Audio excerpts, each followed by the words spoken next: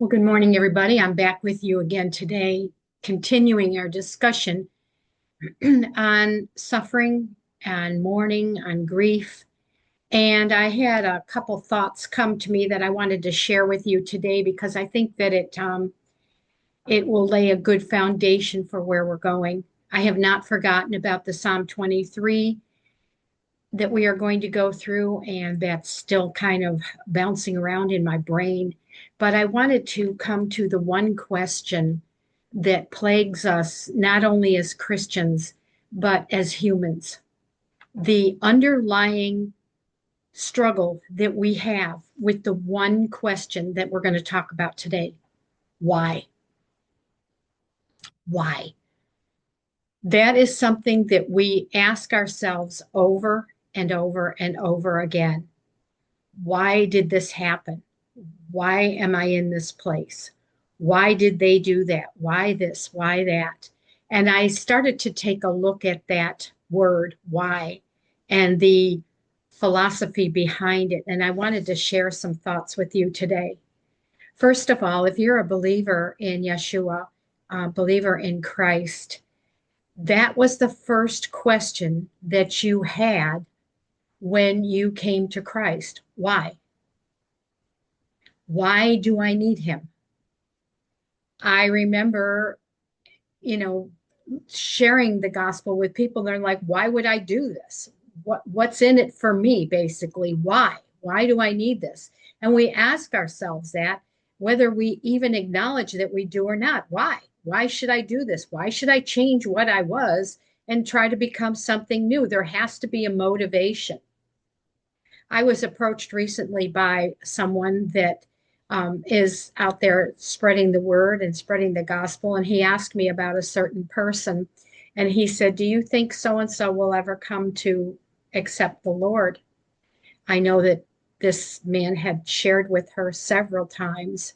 And I looked at him and I said, I don't know. Why would she? She doesn't have a reason to do that right now. And he was kind of taken back at that. And I've thought about my answer a lot since then. And I thought that's pretty true.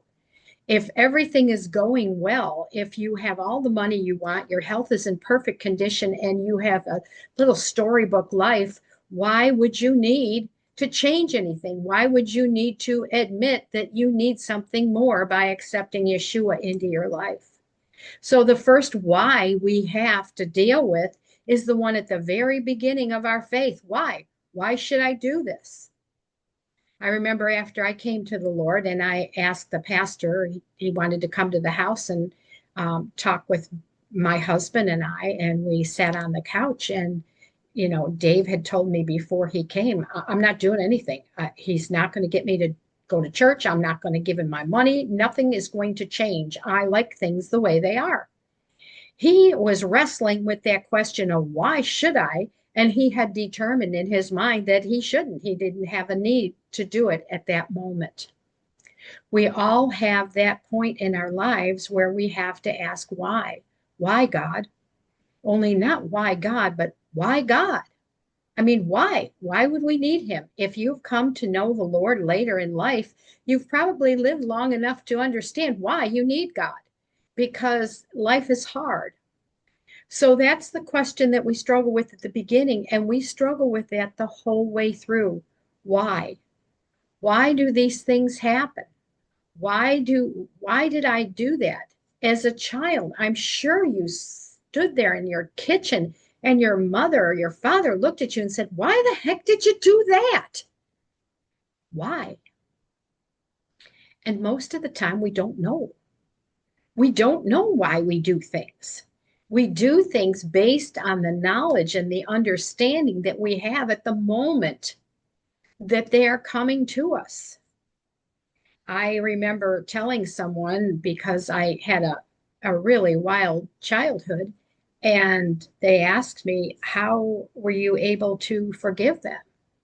And I said, I had to come to the conclusion that they did the very best they could at the time they were there with what they had available to them. Was it enough to take care of me and keep me safe? No. But that was the only answer to the why that I could come up with that made any sense to me.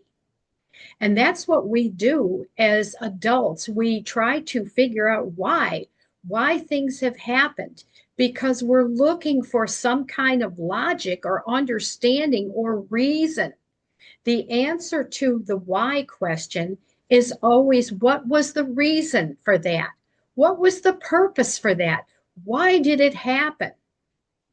And many times we come up with answers. Why don't I have money at the end of the month? Well, because I bought 2 new pairs of shoes in the beginning of the month with money I didn't have. If they're easy leaps from one thing to the next, we're looking for the reason, we're looking for the logic. Well, many times when we have a broken relationship or God allows suffering in our lives, we ask the question why, and we can't find the reason. And so we have to learn to deal with that. And there's two ways that people deal with the reason of being, I don't know. And one is that we turn our backs on whatever it is.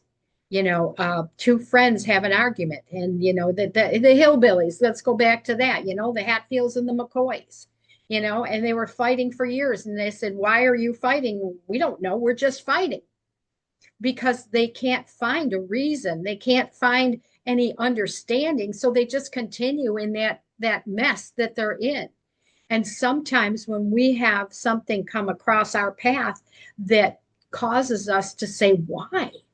What the heck was that about? Why did she treat me that way? Why did he walk out? Why did he appear to use and abuse? I don't understand. And those types of why questions that don't have an answer are what causes us to spiral out of control. And there's only one way to not spiral out of control, and that is by hanging on to our faith.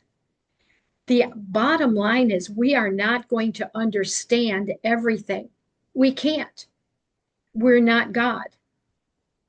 I believe that our very personalities have a lot to do with forgiveness and how we maintain after being hurt.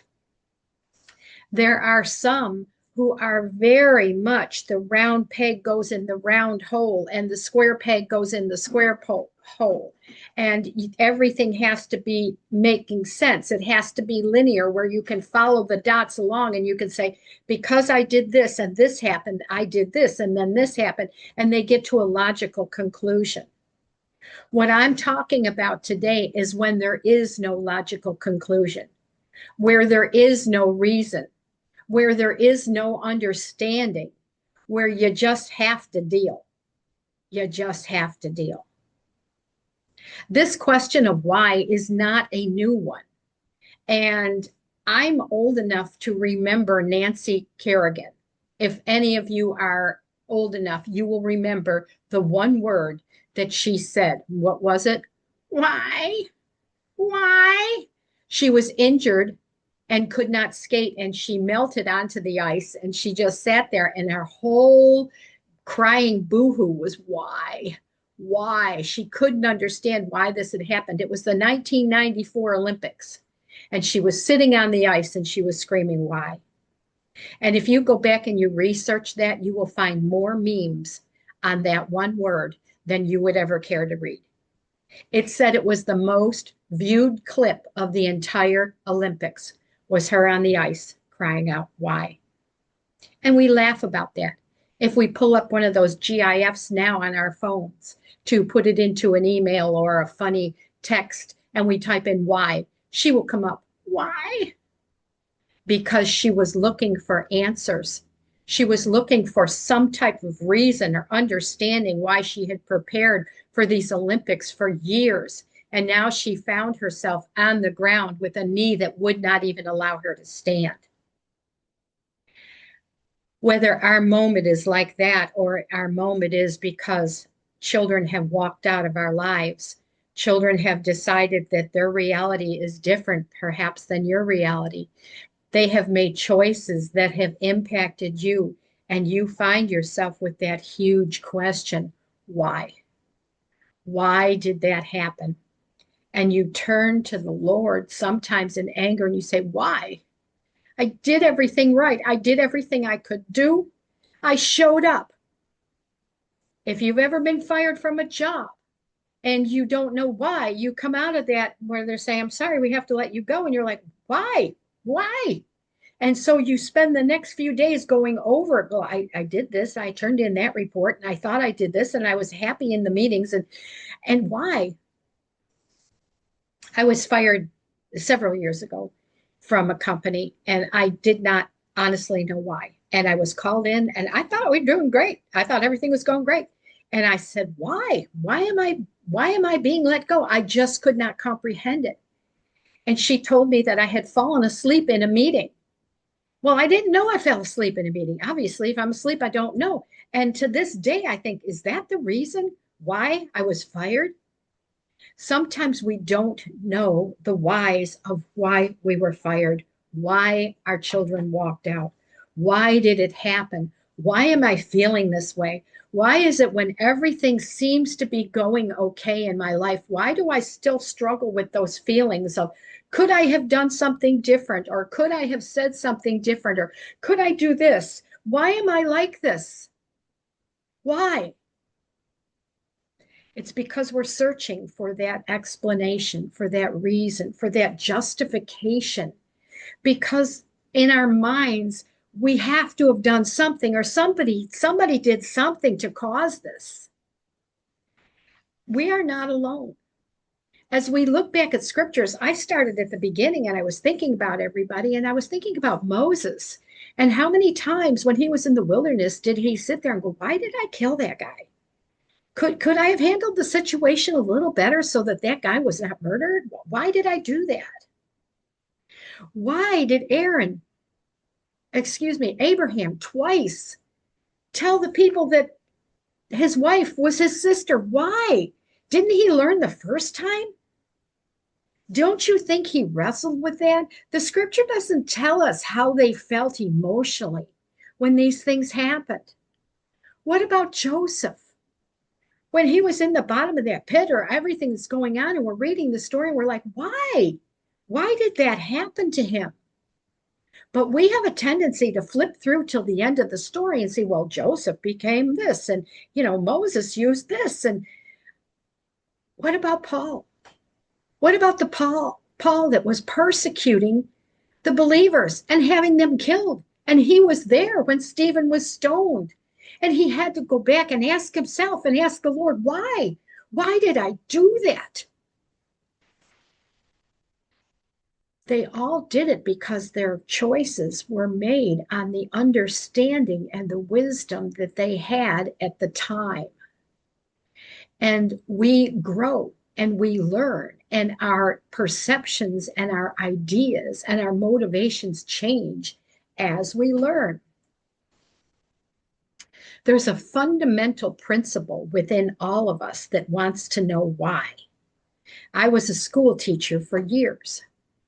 Why do some birds fly and others don't? Why is the sky blue? Why does Mrs. So-and-so always wear brown shoes? I got every question in the book, and I didn't know most of them. And I would sometimes get frustrated and say, I don't know. How am I supposed to know? But when it comes to the whys in our own life, we don't come to that point and say, I don't know. How am I supposed to know?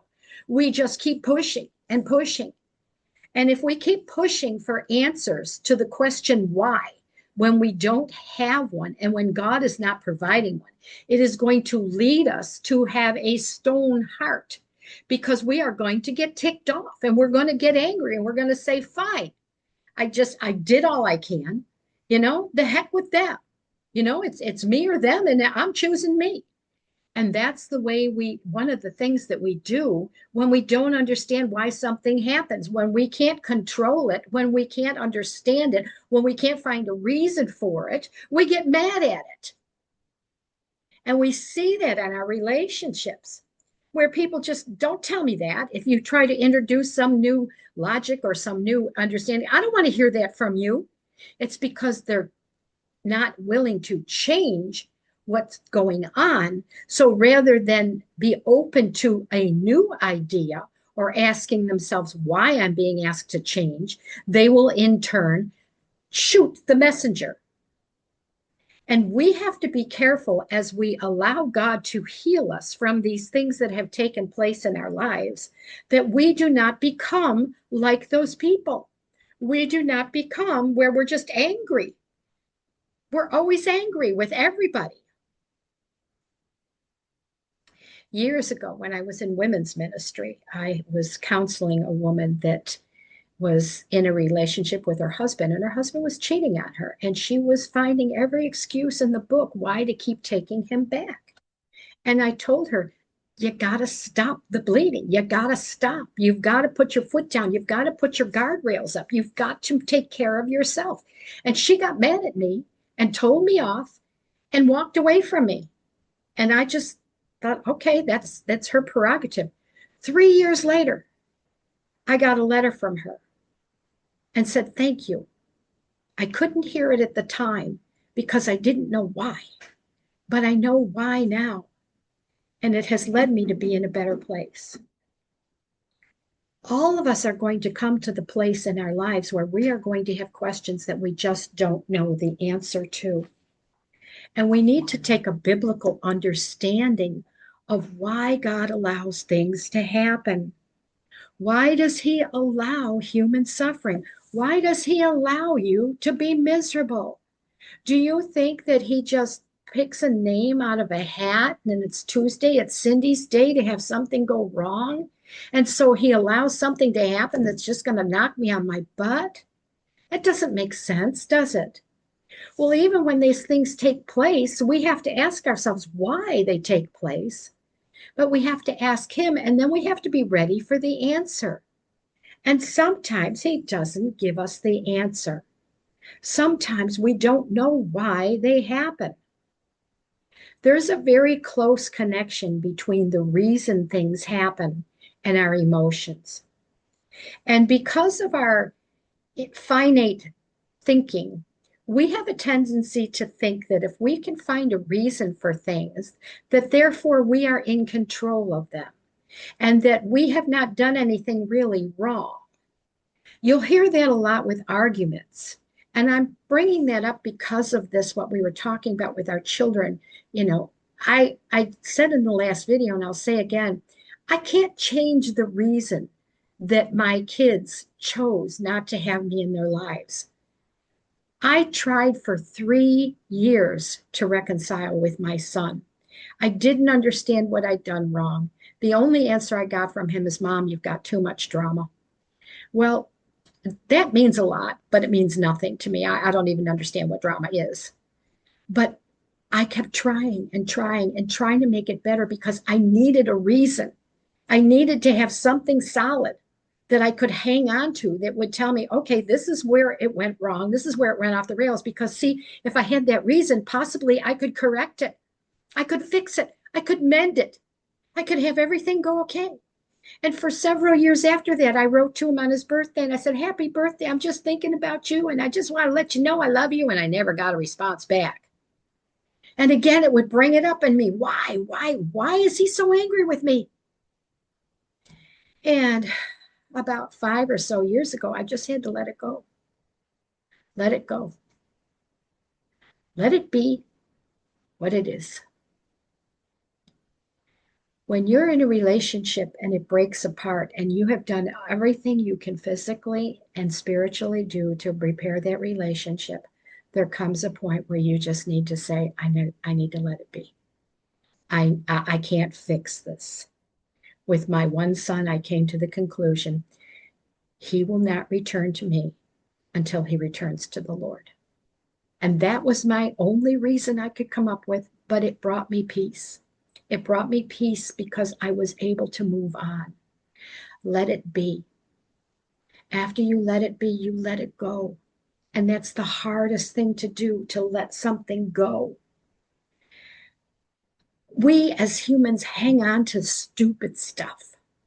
I went into the store the other day and I bought something with cash and I gave her, I don't know, $1.25, and it was like $1.18. And she gave me a nickel back.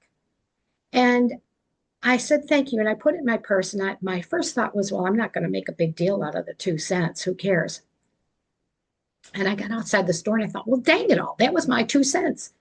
And I thought, well, probably she didn't give me the 2 cents because they don't like pennies. And there's a big sign in the store, please use exact change because we don't like pennies. And then I thought, well, if she did that with every customer she had today and she took 2 cents, and I wrestled with myself in my brain for about an hour. And I was going to text my sister and say, they took my 2 cents. And I thought about that, and I had to come to the conclusion that Cindy, even if she did that to 50 customers today, she'd end up with $1. Let it go. But see, our minds are trying to pay back on why did she do that? Did she do that because she doesn't like pennies? Did she do that because she's pocketing the 2 cents? Did she do that because she's just lazy? Why was she out of pennies in her drawer? Do you see how absurd that is?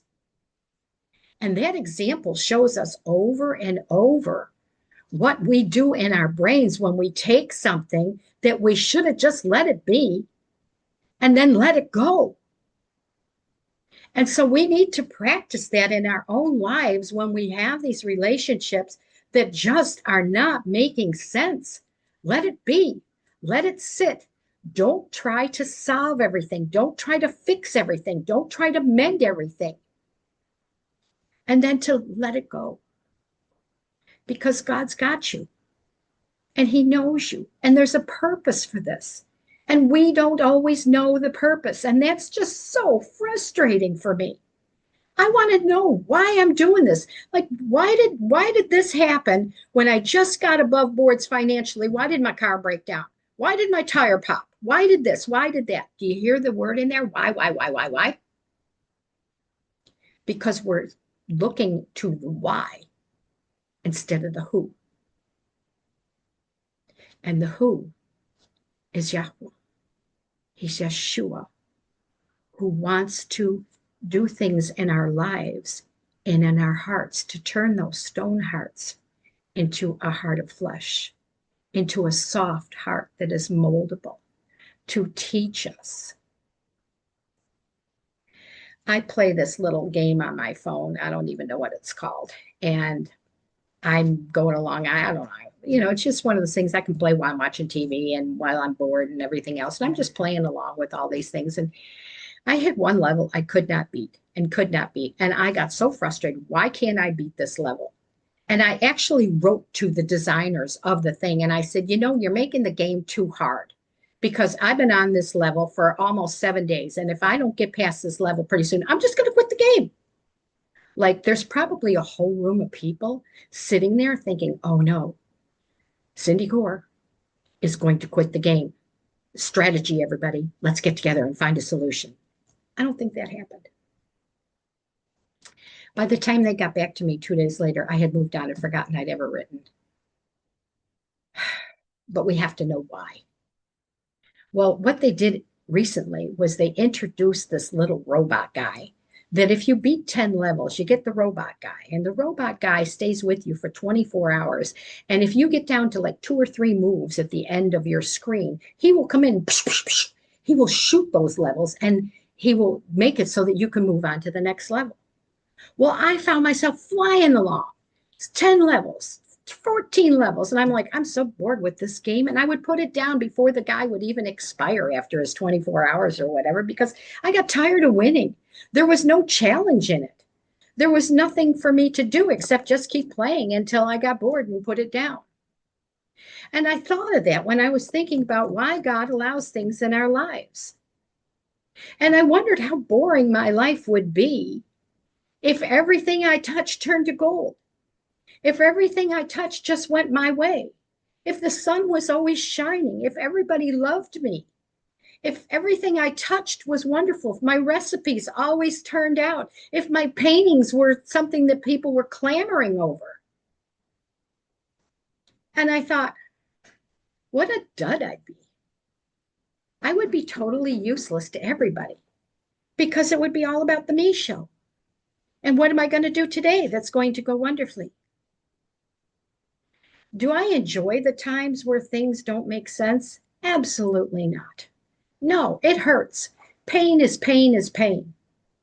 And I have had a lot of pain in my life. And I told you the other day, I have cried and wept and mourned and grieved. But would I trade it? No. And I'm not just saying that flippantly. The one big why I still have in my life that I do not have an answer for is why my second husband died so quickly. We were married less than 3 years. We had just bought our home and he died 3 weeks later. And now it's been 14, almost 15 years. And I still go, why? What was that about? Because it changed me. It broke my heart in two, and I didn't know if I would come through. But when I stop and I look back and I look at where I am now, I have to admit, now don't get me wrong, I wish he was here with me, but my growth in Yeshua would not be where it is today if he was still here. Because, see, he was my God. He was my answer. He was my everything. I put him before everything. I relied on everything he said. I trusted every word that he did. And a lot of times he was blowing smoke. He didn't have a clue what he was doing. But I trusted him. And I didn't have to look to the Lord as much because Ken was taking care of me. And there were so many lessons that I missed because of that. Now, did God take him because of that? Absolutely not. But did God know the rest of my story? Absolutely. Jeremiah 29:11. For I know the plans I have for you, plans not to harm you, but to give you a future and a hope. We have to get that verse inside of our hearts, and then we have to pull it out when we need it, because there will be those Nancy Kerrigan moments where we will just say, wah! And we will want to put our fist in the air and say, why, God, why? J.D. Farag, who I'm sure a lot of you are familiar with, he has a church in Hawaii, and he has a prophecy channel. I've been listening to him off and on for 15 or so years. And his wife died recently. And the whole time she was sick with cancer, I kept praying, God, please reward him. He's been so faithful to you. He's been so close to you. He's shared with so many. Please spare her. And she died. And now he's dealing with that loss. And I don't know the answer to why. And he doesn't know the answer to why. But when I tuned in, he came back to the pulpit just a few weeks ago. One of his first sermons was, I don't ask why, I ask who. And isn't that what I'm saying today? We can't ask why, we ask who. Who's still there? Who still got us at every turn? Who knows the pain that you're in? Who knows what it's like? God does. He's there. And I'm not telling you that it takes away the pain. I'm not telling that it takes away the why. I'm telling you that the who is enough. He is enough. And he wants to show us he is enough, because see, we're on this tiny place right here, but we have eternity. And he looks at us at eternity. He sees what we were, but he sees what we will be. And when we are home with him in eternity, we are going to look back with a thankful heart and say, thank you, Lord, you got me here. And everything that takes place in our lives is to get us there and to get us closer to him so that we could trust him more, rely on him more, and he will be everything we need, because this world is not real, but heaven awaits us. So please, as you're going through this process of asking yourself why, make yourself get into the scriptures and get in there and get the answers that you need. I wrote down a bunch of them. I'm just going to spit them out to you here if you have time to look them up. Romans 5, 3 to 4. 1 Peter 1, 6 to 7. Hebrews 11, 1. James 1, 3. Jeremiah 29, 11. Ephesians 2:10. Isaiah 55, 8 and 9. And Isaiah 55, 8. For my thoughts are not your thoughts, nor are your ways my ways, declares the Lord. For as the heavens are higher than the earth, so are my ways higher than your ways, and my thoughts higher than your thoughts. Meditate on those verses. Make them come in and wash you and cleanse you and help you find a reason. The reason may not be what you think it is. You're not going to get it spelled out to you. This is exactly why your tire popped when you didn't have any money. No, but that's not the question he's asking us, is it? The question he's asking us, do you trust me? Will you rely on me? Do you understand that you will be okay in spite of this that's going on? Because my thoughts are higher than your thoughts. So I hope that this helps as you continue your learning and your growing in Him. Remember, it's not about having all the answers, it's about knowing when to let it be and when to let it go, and then trusting in Him to fill in the gaps. I hope that this makes sense to you. Have a wonderful day in Him.